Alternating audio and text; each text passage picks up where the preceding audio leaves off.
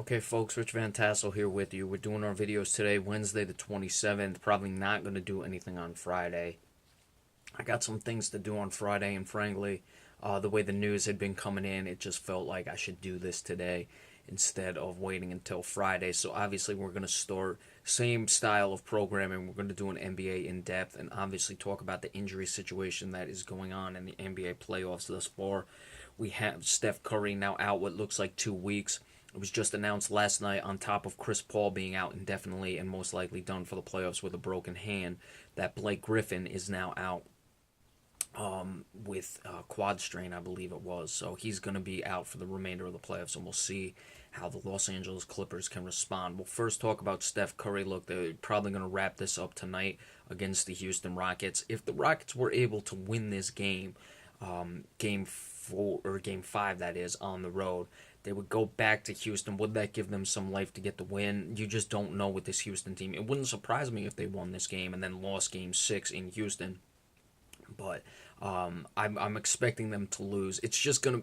That's an interesting dynamic. That's another topic for another day. What Houston might be able to do with the rest of this series. But if Golden State can wrap it up, you have the Clippers and the Portland Trailblazers battling it out. That would give Steph Curry some time. He's gonna miss some games in the next series, though. There's really just no way around it. Even if the other series goes to 7, he'll probably miss games 1 or 2.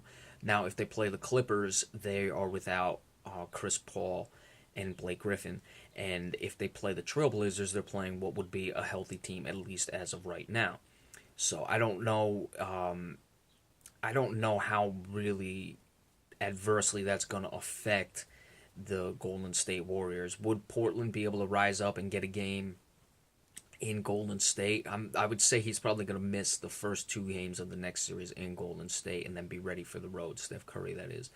Could Portland rise up and get a game? I don't think so. If the Clippers somehow win, they're going to be without Chris Paul and Blake Griffin. So it's unlikely they'll rise up and get a game. So I'm not really too concerned about the Steph Curry injury. Now, as far as the Clippers, I think Chris Paul might actually be able to come back if they were to advance and if they could get some time or some extended series into the next round. If he's able to do that, you certainly have a chance against Golden State, depending on the Steph Curry injury. But with Blake out, it's really going to be a problem. So I'm not even really expecting the Clippers to find a way to win this series against Portland. But the biggest discussion now about the injuries is people would say, oh, the regular season's too long. This is where I talked about resting players, this, that, and the other thing. People would say, well, how do you not rest guys because of the injuries? As far as the season being too long, I don't know. I mean, you look at the Steph Curry injury, he slipped and fell. That can happen in any game at any time. That could have happened at the beginning of the season, in the middle of the season, post All-Star break, on the second night of a back-to-back, on the first game you're playing after 3 days off. It doesn't matter. Chris Paul, that is, he got his hand hit and he broke it. That's the same style of injury. I don't think that has anything to do with how much these guys have to play. Now, you could look at it as the law of averages. Well, they play so much, eventually these things are going to happen. Okay, I'll hear that argument. I don't want to hear the argument about the body being worn down or whatever. But I would also look at the other end of the spectrum on that. I mean, you look at Steph Curry. He had taken a few days off, wasn't playing. He's coming back into a playoff game, so it's not even like it's a regular season game. The intensity level is certainly up a bit more. And if you're not playing in as many games or as many days as you took off, he had missed, games 2 and game 3, so he missed about 4 or 5 days, and I think that's what caused him to slip. His feet may not just be exactly right, and he's coming into a playoff game, so that's how I look at it. As for Blake Griffin, not Chris Paul, because again, that was just a freak injury for Chris Paul. Blake Griffin had started to come back. He played a few games at the end of the regular season, but he missed so much time that I don't think his body was ready for playoff intensity because they just couldn't get him back in time. I mean, look at Jay Crowder with the Celtics. He's now just starting to really find it, and he's still not even really back the whole way.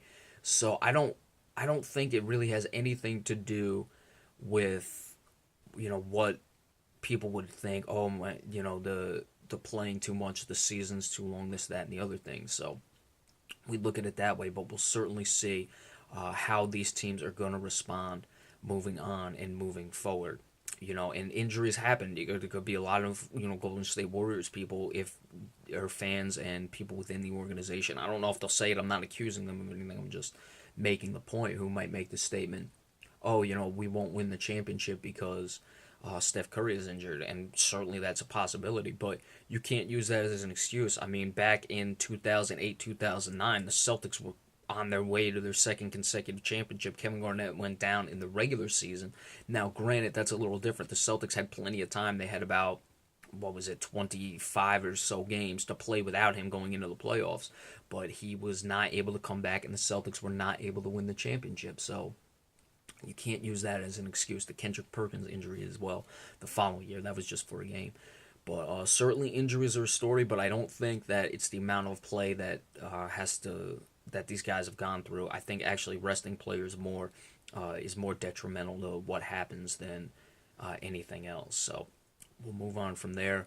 We'll talk about Byron Scott in just a minute. I'm not going to do a player focus today. I might do that one on Friday. We're also going to do an NFL draft video at the end after these two. These are the two NBA ones. So for those of you who, when I post this in the NBA fan pages, if you want to check out my draft preview, you can check it out on my YouTube channel for the NFL draft, but I won't put it in any of those fan pages. So we'll be back in just a couple minutes to talk about Byron Scott and where the Lakers go from here. Thank you.